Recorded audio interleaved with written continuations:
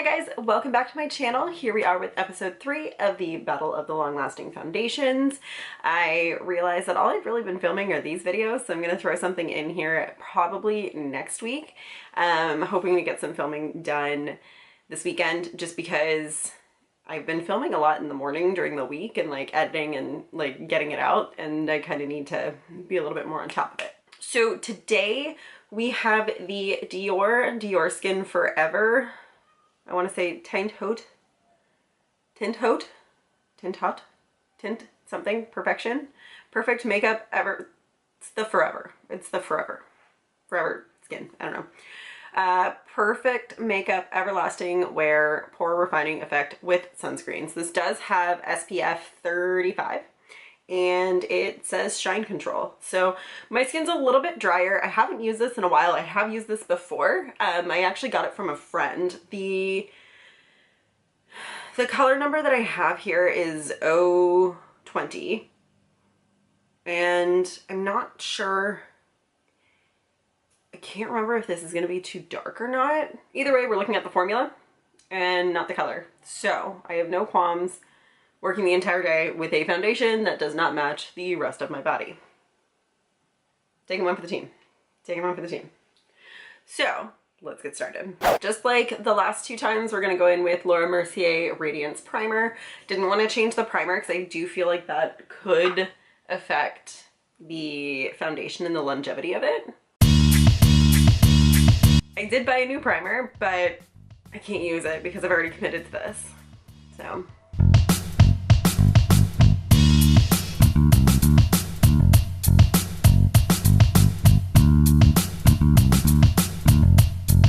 okay, here we go. So it does say on the bottle to shake it. I feel like I'm working out with a shake weight. So this is kind of an in-between texture. I don't know if you can see that because for some reason my camera just doesn't want to focus on my finger. It wants to focus on my face even though it's way behind.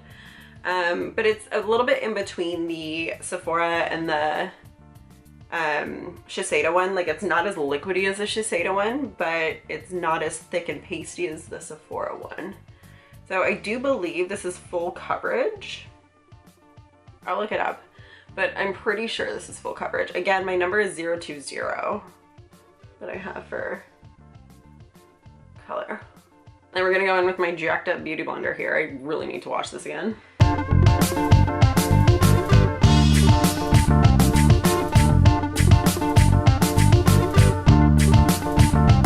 Okay, this is actually a bit lighter. So it is definitely full coverage though, for sure. That or I just put way too much on. Which is entirely possible because I have a very heavy hand sometimes.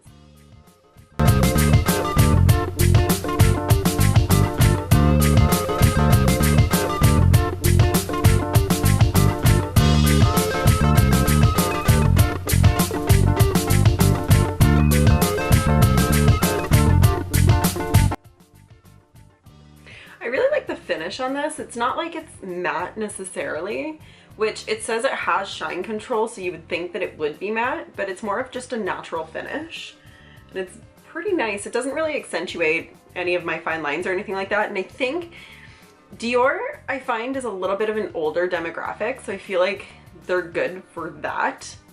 In making sure that your skin doesn't look older with their makeup, and I really like that, especially where I do have drier skin. I'm 30 now, so my skin's just a little bit drier, and it is a little bit more like I am noticing some more fine lines. It's a really nice finish though, and it's really easy to blend, and this color isn't as bad as I thought it would be.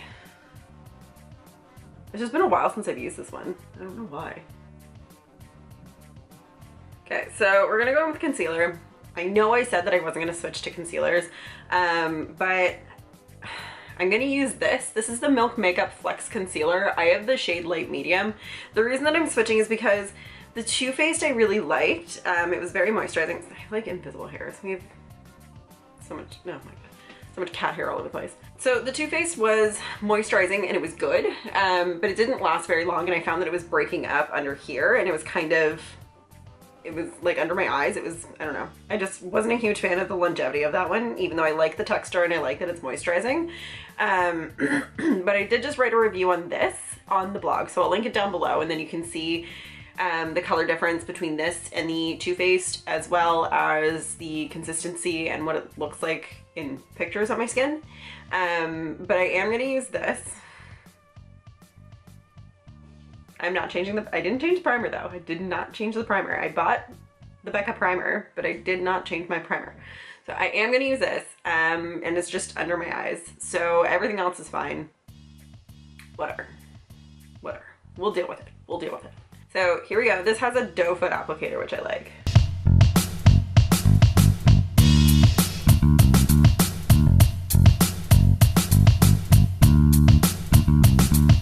Again, we'll blend it out with this bad boy.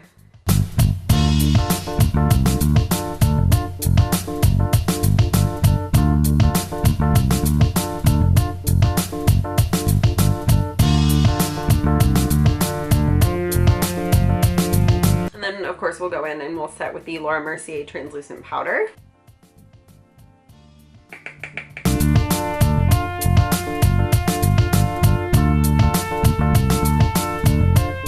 We're gonna do the Makeup Forever Pro Bronze Fusion and put that, add some dimension there into the cheekbones. Always aggressive with this brush. Still really love this Tarte brush. I'll just get in there.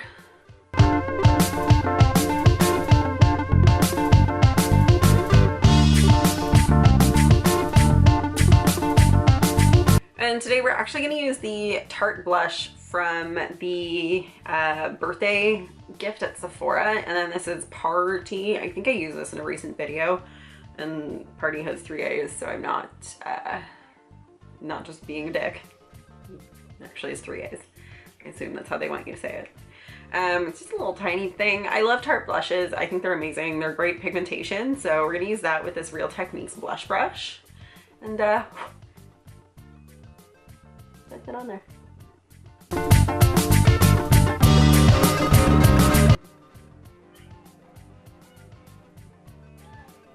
He's so sad because I can't cuddle with him while I film.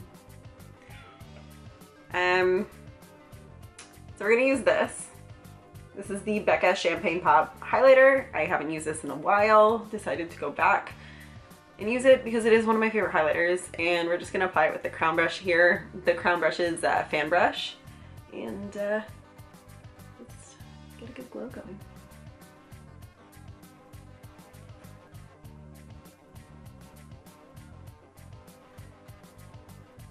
I feel like that was a little aggressive.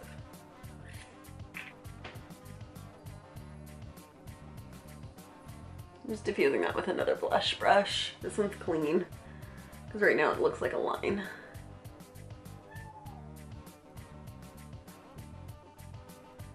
I don't know if you can see that that looks less like a stripe that I just put on my face. Yeah, if I ever accidentally do that with the fan brush, I always go in with a clean blush brush and just bring it down. I won't add any more product. Like, I won't use the blush brush that I just used and add blush to it, because then I'll look like a crazy clown. I'm very weird about my blush. And then I'm just gonna do the rest of my face. It's just the brows, and I'm gonna put on some mascara and maybe some lipstick, and then that's that. And then we'll check in.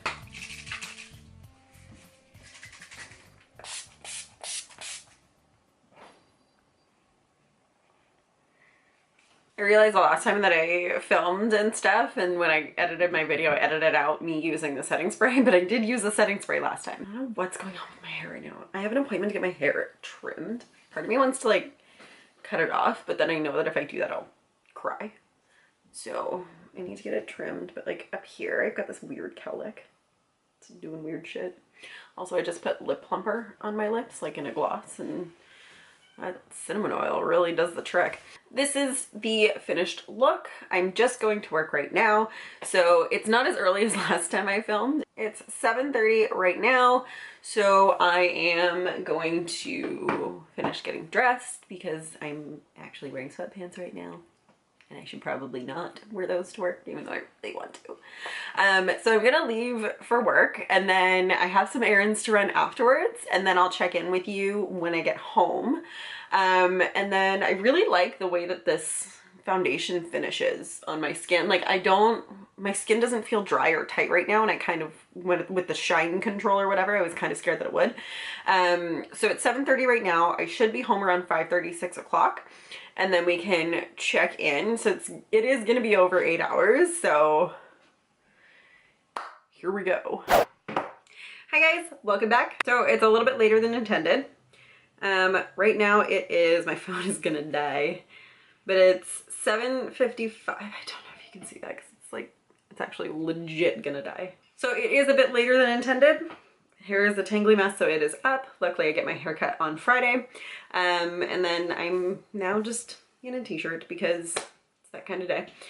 I got home from work and just did a bunch of housework and did some errands and stuff. So I've just been relaxing, but now it's at the end of my day. So with the Diorskin foundation, I will say something. It did last a very long time. I think it just started breaking down maybe an hour and a half ago because I got home at like 6. I checked it out in the bathroom at work throughout the day. And then I checked it when I left and it was okay, like it was fine. It was good. It looked normal. I didn't look crazy and like patchy or anything. Right now it's really broken down. Like it's broken down a lot here and a lot here. This concealer actually broke down really badly. Which is funny because it's supposed to be long lasting and long wearing as well. And like, I don't know if you can see how it's broken down here. Like it's gotten into the creases. I haven't been sleeping a lot, so I have really bad under eye bags right now and I haven't put like any color corrector or anything. But like it's broken into the creasing and it's actually like breaking up around it. So not the happiest on that. But the foundation has lasted a long time. The color actually works better with my skin than I remember, which is weird. But I do like the formula. I found that it didn't really settle too much into like fine lines or anything like that. The finish was great and I really liked how it did stay for the day. I keep checking myself out here. This highlight's still blinding. But it did start breaking down around here, probably around like, I don't know, it's 8 o'clock-ish right now. I want to say it started breaking down around like 6. Because it was like a couple of hours ago where I noticed that it started and now it's like it's broken down quite a bit. So it has been 13 hours to be fair because I put it on at 7 o'clock this morning. So it has lasted 13 hours and broken down quite a bit. And then at 6, so at about 11 hours is when it started breaking down. I do really like this foundation. I do find if you have drier skin, it worked well for me. I have combination dry skin, starting to get a little bit drier just due to the winter months. And it has been a little bit colder here. So I do like this foundation. I do recommend it. I'm not sure how it would work for oily skin. I don't know because I don't have oily skin. But it did last a long time. The finish was great and I didn't feel like it was a huge mask. It just felt nice on my face. And it has SPF and I am the worst at wearing SPF. So I think that's cool. And it's SPF 35. So it makes you a little bit healthier. Right? So yeah, if you've tried this foundation, let me know your thoughts. Comment below. I want to know what everybody thinks of this. I feel like I've heard mixed reviews from people, but it's also been a long time since I've heard about this because I think I received this from a friend maybe, I want to say a year ago. I've had it for a while. I've had it for a while for sure. So just comment below and let me know. Also, let me know what your suggestions are for long-lasting foundations, what your favorites are. If you tried any of the ones that I have done before, all the other episodes will be linked below. Don't forget to give it a thumbs up and subscribe, and I will see you guys again soon.